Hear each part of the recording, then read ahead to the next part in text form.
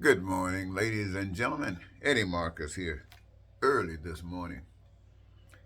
Kind of nice, I guess, to be up so early and having the smooth to say a word or two. Hope it's some good. And I was thinking, as I always am, about how to liberate the human race from bondage. Bondage meaning that which denies each of us the basic human rights that are guaranteed to us for being human beings. And I'm reminded about how we are branded in our society. I remember when I was a child, I was convinced that if I wanted to be wealthy and have a lot of money, I had to be a friend of a white guy who had the connections.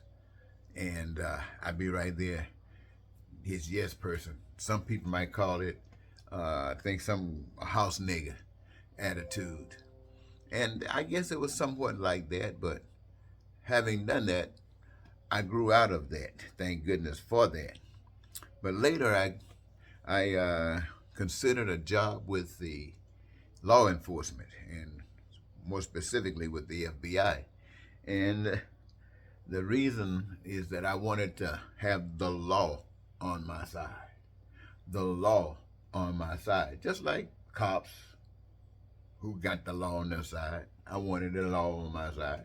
And I wanted a gun.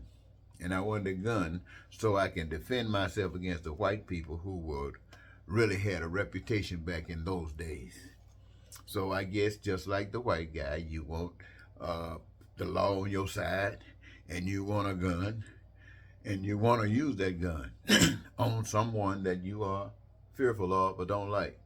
And that's exactly what I guess I figured I wanted to do as well. I didn't necessarily dislike white people, but I sure didn't want them to be jumping on me.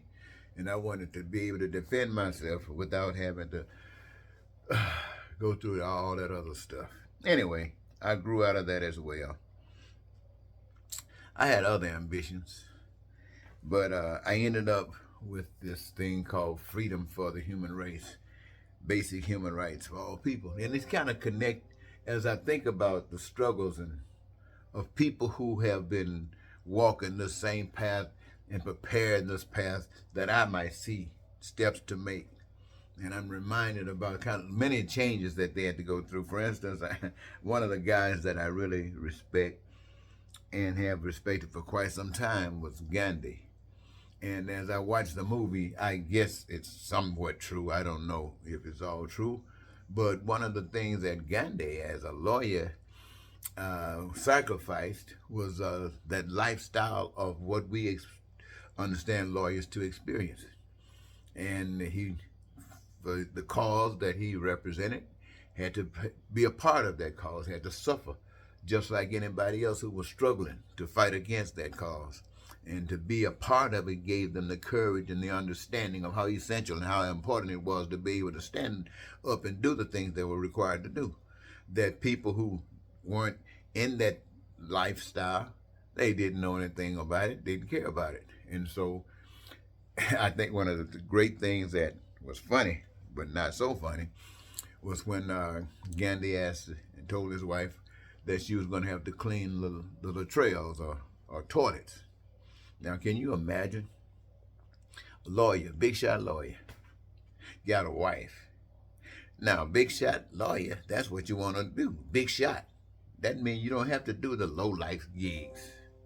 And here you got a lawyer, and he telling you that not only do you have to do the menial type jobs like everybody else, he wants you to clean the toilets. Well, you know she didn't like that according to the movie. Anyway, that was the kind of struggle that he had to deal with, Gandhi had to deal with, and his wife. Well, and another guy that I was impressed with was Dr. King. The story of Dr. King goes, Miss King had her dreams and her ambitions, what was important to her. Somebody singing like a bird and in the right places, You know how we want to be somebody. We want to go to those places we've dreamed of going, and we wanted to be able to sing and be talked about the rest of our lives because we were so great. And here comes some dude named Dr. King who wasn't thinking about, well, he wasn't not against that, but his focus was on the other things of life, the things that people have to suffer to make justice and righteousness become alive. And so to do that, you had to connect yourself with the pain, with the suffering of the people every day.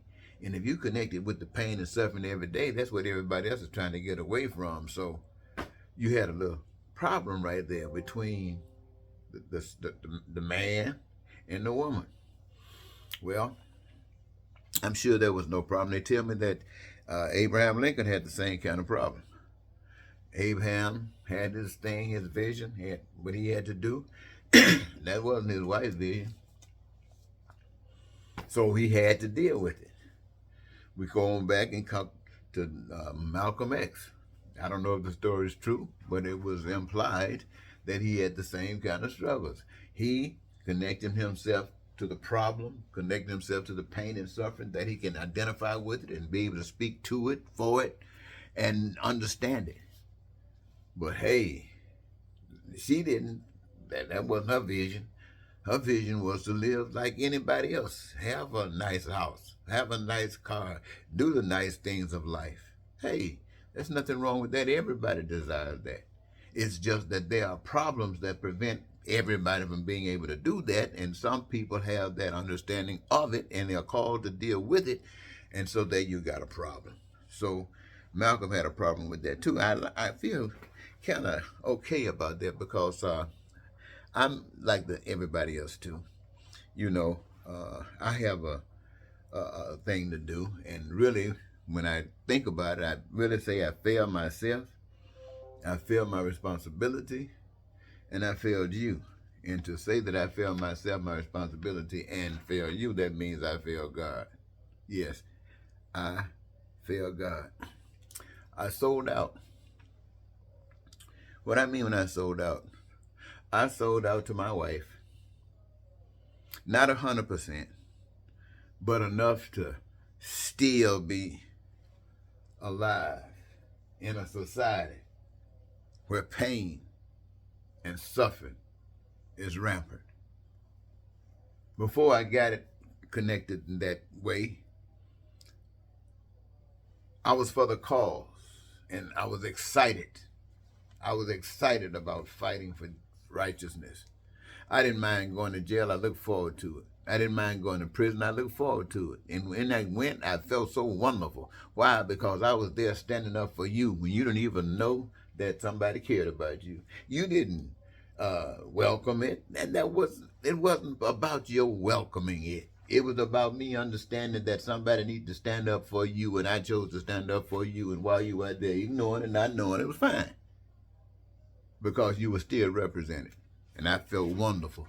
I felt wonderful about it. Now, the wonderfulness I felt, I said it came from God. Because I couldn't imagine just feeling wonderful just being in jail. But I was in jail. I was in prison for something that meant something. Oh, it was great. But I found myself in a situation where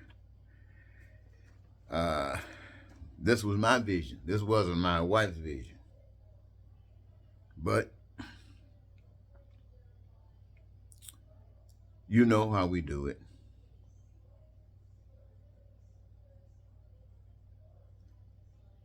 She wants, like Miss King, like Malcolm X, like Gandhi, like anybody, like you. But when sometimes you want things, and she is a wonderful person, she's committed, she wants what she wants, and she's willing to work for it. If she wants something, she'll work 3 jobs to be able to meet whatever the standard is required so she can do it. Now, I couldn't do that. Wouldn't do that. Not with my understanding. See, what people seek after every day to attach themselves, to pull themselves up, even if necessarily by their bootstraps. That wasn't what I was given. My charge was to understand that that same way that people have to struggle in order to have something is the same at the same time is causing the pain and suffering of those who don't have anything. So my mission is to expose that. So it's not about going out there trying to make sure that I'm looking good amongst my peers. It's not making sure that I look like I learned something, that I am somebody. No, it's that I'm doing something that helps somebody. Why? Because I got helped by what? A power that I cannot see. That's how I was helped. And it is by that power that I've been called to help and do and be used in the service of others. My brother told me once, before he passed, he said, if God gave me more time, I would serve God as if there is nothing else on the earth that's more important. There's nothing else on the earth more important. What is it? That God is love. That God is the creator of all humankind, us. And that God loves us and prepared for us that we can have any and everything we want, we need, and desire. That's the kind of God I talk to you about. Your needs, your wants, you don't have to suffer anything. You don't have to become a hater, a racist, a bigot. You don't have to lie. I say these things to you all the time. You don't. But you don't understand that because you've been branded with the ways of the world. And I'm telling you about something that is not really new to some people. It might be new to some people as well. But to say that, to need that, to want that, then, that's the kind of stuff that you can feel proud going to jail for. That's the kind of stuff you can feel proud being in prison for, because of the people out here that's sleeping in tents, because of people out here on the street corners every day saying hungry, homeless, help me, poor, people who have been caught up in disaster situations. Like in Puerto Rico, they said they're going to do something in Hawaii, but I heard that they haven't done anything in Puerto Rico yet. So what's happening? People are suffering. Where are the fires? People are suffering. Are we ready? Are we prepared to deal with that? Of course, we are really, but we don't know it because everything we do is connected with money. And money is what is the tool that is used to keep you from focusing on the way that God has designed for you to live the life that you want to live. Now, let's just say one thing. Let's just say that God has called me to do a work for humanity. And I sell out and say, no, I love my wife. And then one day my wife tells me, I don't like what you've been doing. You can't drive my car. How do you think that would make me feel? I can't drive your car. Not our car anymore. But it's your car. It's your car because you got the job. You make the money. And I do the work that God has given me, but ain't no money in it because God is trying to change the world and everybody else out there trying to keep the world the way it is. And so I can't drive a car because I didn't bend and do what somebody else wanted me to do outside of what God has given me to do.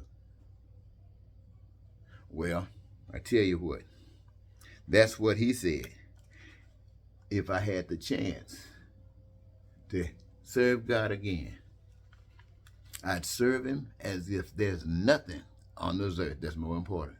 There's no sex that's more important. There's no living lifestyle that's more important. There's no nothing better and worth more than standing up for what's right. I haven't done that. I've talked the talk. I've walked a little walk. But I haven't gotten any place because I haven't taken the big walk. And when I take that walk, it will be me getting someplace. It will not be you, because you got to take your own walk. It's wonderful if we're walking together, but it got to be your walk, my walk, our walk, not us doing somebody else's walk.